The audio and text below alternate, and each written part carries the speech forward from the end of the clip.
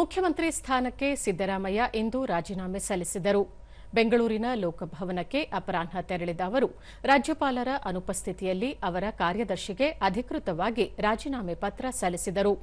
ಈ ಸಂದರ್ಭದಲ್ಲಿ ಉಪಮುಖ್ಯಮಂತ್ರಿ ಡಿಕೆ ಶಿವಕುಮಾರ್, ಸಚಿವರಾದ ಡಾ G Parameshwar, Dr HC Mahadevappa, MB Patil, Priyank Kharge, N Chaluvarayaswamy, Lakshmi Hebbalkar ಸೇರಿದಂತೆ ಹಲವು ಗಣ್ಯರು ಉಪಸ್ಥಿತರಿದ್ದರು.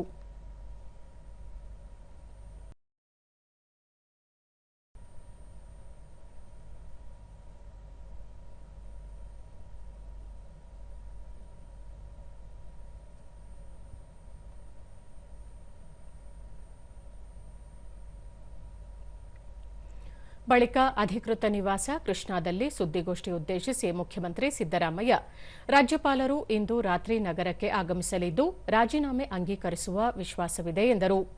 ಮಂಗಳವಾರ ದೆಹಲಿಯಲ್ಲಿ ಪಕ್ಷದ ಹೈಕಮಾಂಡ್ ಸೂಚನೆ ನೀಡಿದ ಅನುಸಾರ ರಾಜೀನಾಮೆ ಸಲ್ಲಿಸಿರುವುದಾಗಿ ತಿಳಿಸಿದ ಅವರು, ಮುಂದಿನ ಮುಖ್ಯಮಂತ್ರಿ ಆಯ್ಕೆ ಪ್ರಕ್ರಿಯೆಯನ್ನು ರಾಜ್ಯಪಾಲರು ಸಂವಿಧಾನದ ಅನುಸಾರ ಕೈಗೊಳ್ಳುವ ಭರವಸೆಯಿದೆ.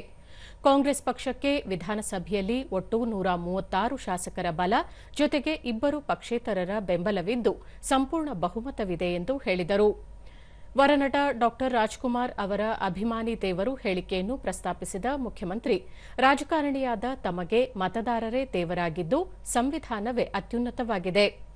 2013ರಿಂದ 2018ರವರೆಗೆ ಹಾಗೂ 2023ರಿಂದ 2026ರವರೆಗೆ 2 ಬಾರಿ ಮುಖ್ಯಮಂತ್ರಿಯಾಗಿ ಹಾಗೂ 2 ಬಾರಿ ವಿರೋಧ ಪಕ್ಷದ ನಾಯಕನಾಗಿ 7 ಕೋಟಿ ಕನ್ನಡಿಗರ ಸೇವೆ ಮಾಡುವ ಅವಕಾಶ ದೊರಕಿತು. ಇದಕ್ಕಾಗಿ ಪಕ್ಷದ ನಾಯಕರಾದ ಸೋನಿಯಾ ಗಾಂಧಿ, ರಾಹುಲ್ ಗಾಂಧಿ, ಎಐಸಿಸಿ ಅಧ್ಯಕ್ಷ ಮಲ್ಲಿಕಾರ್ಜುನ ಖರ್ಗೆ ಹಾಗೂ ತಮ್ಮೆಲ್ಲ ಸಹೋದ್ಯೋಗಿಗಳು, ಕಾರ್ಯಕರ್ತರಿಗೆ ಧನ್ಯವಾದ ಸಲ್ಲಿಸುವುದಾಗಿ ಹೇಳಿದರು. ಯಾವುದೇ ರಾಜಕೀಯ ಹಿನ್ನೆಲೆ ಇಲ್ಲದೆ ಗ್ರಾಮೀಣ ಭಾಗದಿಂದ ಬಂದ ತಾವು ಮುಖ್ಯಮಂತ್ರಿ ಸ್ಥಾನಕ್ಕೇರಲು ನೆರವಾದ ಎಲ್ಲರಿಗೂ ಕೃತಜ್ಞತೆ ಸಲ್ಲಿಸುವುದಾಗಿ ಈ ಸಂದರ್ಭದಲ್ಲಿ ತಿಳಿಸಿದರು. ಸಮಾಜದ ಕಟ್ಟಕಡೆಯ ವ್ಯಕ್ತಿಯ ಅಭಿವೃದ್ಧಿಗೆ ಅಗತ್ಯ ಯೋಜನೆ ಜಾರಿ, 1.44 ಕೋಟಿ ಕುಟುಂಬದವರಿಗೆ ಗೃಹಜ್ಯೋತಿ, ಶಕ್ತಿ ಯೋಜನೆಯಲ್ಲಿ ಮಹಿಳೆಯರಿಗೆ ಉಚಿತ ಬಸ್ ಪ್ರಯಾಣ ಸೇರಿದಂತೆ ಹಲವು ಜನಪರ ಕಾರ್ಯಕ್ರಮಗಳ ಅನುಷ್ಠಾನ ಮಾಡಿರುವ ತೃಪ್ತಿಯಿದೆ. ನಾಡಿನ ನೆಲ, ಜಲ, ಭಾಷೆಯ ವಿಚಾರದಲ್ಲಿ ತಾವು ಎಂದಿಗೂ ರಾಜಿಯಾಗಿಲ್ಲ ಎಂದು ಸಿದ್ದರಾಮಯ್ಯ ಹೇಳಿದರು. ಮಲ್ಲಿಕಾರ್ಜುನ ಖರ್ಗೆ ಅವರಿಗೆ ಈ ಸಂದರ್ಭದಲ್ಲಿ ಅಪಾರವಾದಂಥ ಧನ್ಯವಾದಗಳನ್ನು ಅವರಿಗೆ ತಿಳಿಸ್ತಕ್ಕಂಥ ಕೆಲಸವನ್ನು ಮಾಡ್ತೇನೆ. ನಾನು ಕಾಂಗ್ರೆಸ್ ಸೇರಿದ್ದು 2006. 2006ರಿಂದ ಕಾಂಗ್ರೆಸ್ಸಿನ ಕಾರ್ಯಕರ್ತರು, ಎಲ್ಲ ಕಾಂಗ್ರೆಸ್ಸಿನ ಮುಖಂಡರುಗಳು, ಶಾಸಕರು, ಲೋಕಸಭಾ ಮತ್ತು ರಾಜ್ಯಸಭಾ ಸದಸ್ಯರು ನನಗೆ ಪ್ರೀತಿಯನ್ನು ತೋರಿಸಿದ್ದಾರೆ, ಅವಕಾಶವನ್ನು ಕಲ್ಪಿಸಿಕೊಟ್ಟಿದ್ದಾರೆ.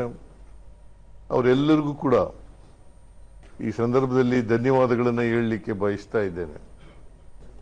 ಪ್ರತಿಯೊಬ್ಬ ಮನುಷ್ಯನಿಗೂ ಕೂಡ, ಸಮಾಜದಲ್ಲಿರ್ತಕ್ಕಂಥ ಪ್ರತಿಯೊಬ್ಬ ಮನುಷ್ಯನಿಗೂ ಕೂಡ, ಕಟ್ಟಕಡೆಯ ಮನುಷ್ಯನಿಗೂ ಕೂಡ ಬದುಕಿನ ಪ್ರಾಥಮಿಕ ಆದ್ಯತೆಗಳಾದ ಅನ್ನ, ಆರೋಗ್ಯ, ಶಿಕ್ಷಣ, ವಸತಿ, ಉದ್ಯೋಗ ಲಭಿಸಬೇಕು ಅನ್ನೋದ್ರಲ್ಲಿ ನಂಬಿಕೆ ಇದೆ. ಅದಕ್ಕೋಸ್ಕರನೇ ಸಮಾಜದಲ್ಲಿರ್ತಕ್ಕಂಥ ಎಲ್ಲ ಬಡವರು ಅವ್ರಿಗೆಲ್ರಿಗೂ ಕೂಡ ಅನ್ನ, ಗೃಹಲಕ್ಷ್ಮಿ ಮೂಲಕ 2,000 ರೂಪಾಯಿ ಕೊಡೋದು, ಎಲ್ಲ ಜಾತಿಯವರು, ಎಲ್ಲ ಧರ್ಮದವರು. ಆಮೇಲೆ ಗೃಹ ಜ್ಯೋತಿ ಮೂಲಕ ಎಲ್ಲ 1,64,00,000 ಕುಟುಂಬಗಳಿಗೆ ಗೃಹ ಜ್ಯೋತಿ ಕೊಡ್ತಾ ಇದ್ದೀವಿ. 1,64,00,000 ಗೃಹ ಜ್ಯೋತಿ, ಗೃಹಲಕ್ಷ್ಮಿ, ಅನ್ನಭಾಗ್ಯ, ಯುವ ನಿಧಿ, ಶಕ್ತಿ ಯೋಜನೆ. ನಮ್ಮ ಸರ್ಕಾರಿ ಬಸ್ಗಳಲ್ಲಿ ಕರ್ನಾಟಕದ ಒಳಗಡೆ ಎಲ್ಲಿ ಬೇಕಾದ್ರೂ ಹೋಗ್ಬೋದು, ಫ್ರೀ. ಆಮೇಲೆ ರಾಜ್ಯದಲ್ಲಿ ಬರ ಬಂದಾಗ ಬಹಳ ಪ್ರಾಮಾಣಿಕವಾಗಿ ಎದುರಿಸಿದ್ದೀವಿ ಅದನ್ನು. ಈ ನೆಲದ ಜಲ, ನೆಲ, ಭಾಷೆ ಮತ್ತು ನೀರು, ಜಲ, ನೆಲ, ಭಾಷೆ, ಇದರಲ್ಲಿ ಯಾವತ್ತೂ ಕೂಡ ರಾಜಿ ಆಗಿಲ್ಲ, ಬಿಟ್ಕೊಟ್ಟಿಲ್ಲ.